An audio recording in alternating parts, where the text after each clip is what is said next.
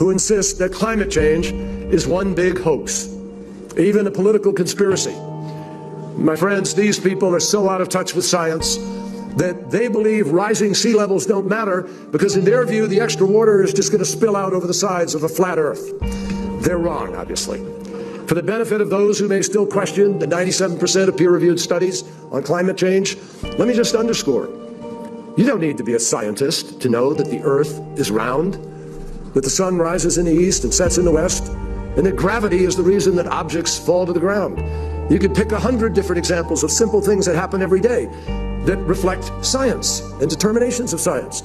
And you don't need to be a scientist. And we need, as responsible leaders, to take account of science, not some cockamamie ideological hypothetical, but science.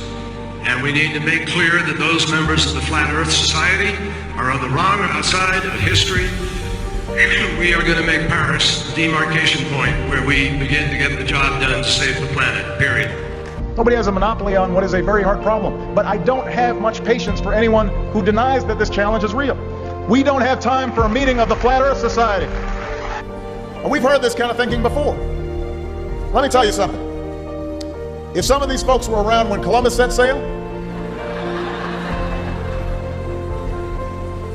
they must have been founding members of the Flat Earth Society. They would not have believed that the world was round.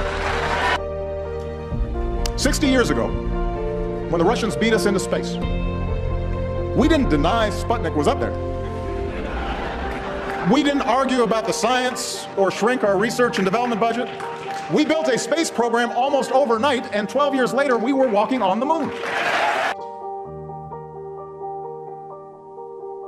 If I say that the world is round and someone else says it's flat,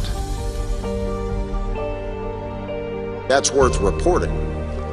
But you might also want to report on a bunch of scientific evidence that seems to support the notion that the world is round. Provide users with authoritative, trustworthy information. I'm sorry to cut you off. I only have a minute and a half, and I don't really need to hear what you're trying to provide. I want to know how you're dealing with all these conspiracy theorists on your platform.